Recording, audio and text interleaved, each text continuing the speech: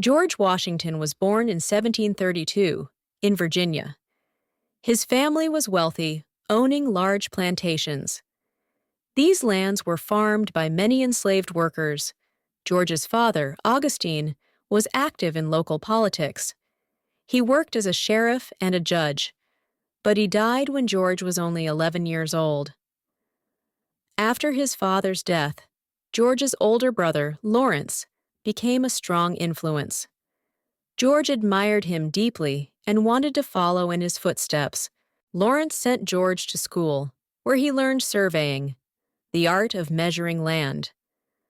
George quickly showed talent for this skill and worked as a land surveyor. Though George was good at this job, he longed for more excitement. He dreamed of joining the military, where he could find action and make a name for himself.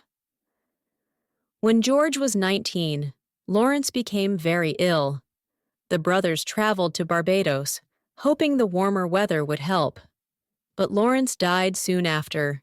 After Lawrence's death, George inherited part of the family's land.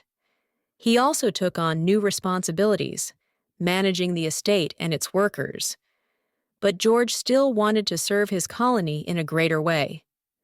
In 1752, he joined the Virginia Militia, a group of soldiers protecting the region. The French and Indian War had begun, with Britain and France fighting for control of North America.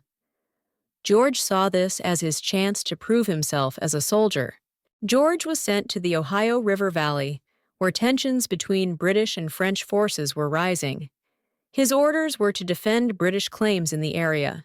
In 1754, George led a small group of soldiers to build a fort, but they faced a French force much larger than expected.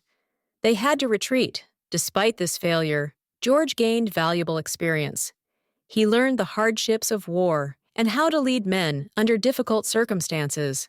After the war, George returned to Virginia. Though his military career seemed over, he had developed the skills that would later define his leadership. His early struggles taught him determination and patience, qualities that would shape his future as a leader. George's path was just beginning. The young surveyor and soldier would grow into one of the most important figures in American history. After years of rising tension, war broke out between the American colonies and Britain in 1775. George Washington was chosen to lead the Continental Army. Washington did not ask for the role, but his experience and reputation made him the best choice. He accepted the position with both pride and humility. The army Washington found was untrained and poorly supplied. It was made up of farmers and workers with little experience in fighting. The British Army, however, was one of the strongest in the world. They were well-trained, well-armed, and had many more soldiers. Early in the war, Washington faced great challenges. In the Battle of Long Island in 1776, his army was outnumbered and forced to retreat. Washington, however, showed great skill during the retreat. He organized a secret nighttime crossing of the river, saving his army from destruction. Washington's determination kept the fight alive, even when hope seemed lost. He knew the war would be long and difficult, but he refused to give up. In December 1776, Washington made a bold move. On Christmas night, he led his troops across the icy Delaware River to attack the enemy. The surprise attack at Trenton was a success. Washington's army defeated the Hessians, soldiers hired by the British. This boosted the army's morale. A few days later, Washington led another daring attack at Princeton. This victory forced the British to retreat from New Jersey. These victories were small compared to the battles ahead, but they gave the colonists hope. Washington had proven himself as a capable leader. Washington continued to train his army, knowing that future battles would test their strength and resolve. The fight for independence had truly begun. Washington's army faced terrible hardships during the war. In the winter of 1787, they camped at Valley Forge, a cold and snowy place in Pennsylvania. Supplies were scarce, and many soldiers had no proper clothes or food. Over 2,000 men died from hunger, cold, and disease during this harsh winter. Despite the suffering, Washington worked hard to keep his men united. He stayed with them, sharing their struggles, which earned him their respect and loyalty. Help came from two foreign officers, Marquis de Lafayette, a young Frenchman, and Baron von Steuben, a Prussian military expert. Lafayette brought fresh ideas and hope to the troops.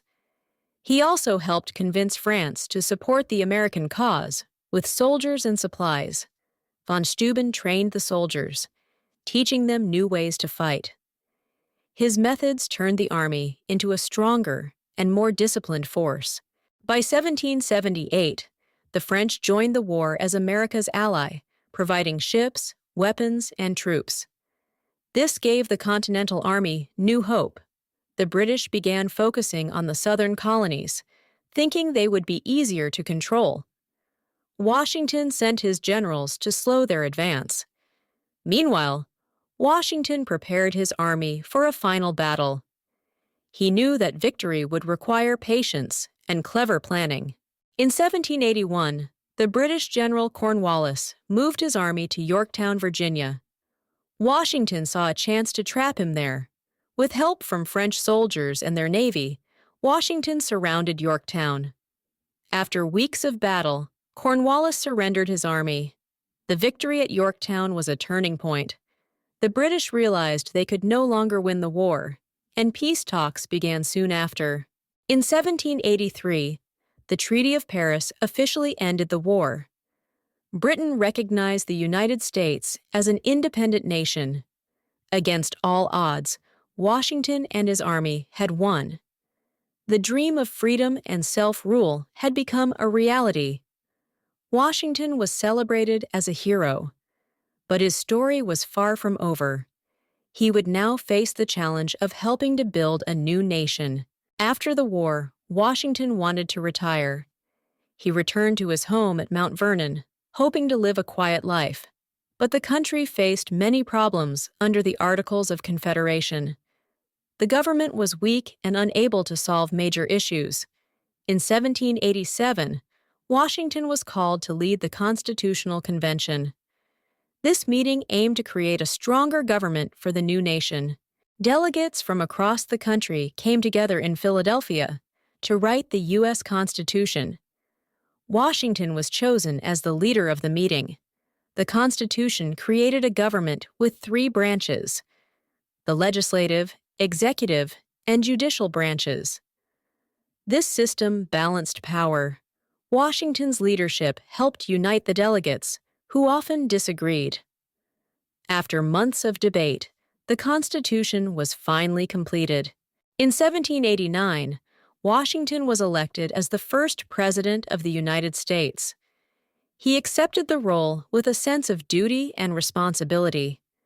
As president, Washington set many important examples, like forming a cabinet of advisors and being addressed as Mr. President. He worked to strengthen the economy, manage conflicts between states, and maintain peace with other nations. These were not easy tasks. Washington faced challenges within his own government. His cabinet members often argued about the future direction of the country. Alexander Hamilton wanted a strong federal government and a national bank, while Thomas Jefferson preferred more power for the states. Washington tried to stay neutral, focusing on unity and the well-being of the nation. His fairness earned him great respect from the people. After serving 2 terms, Washington decided to step down. He refused to stay in power for too long, setting an important example for future leaders.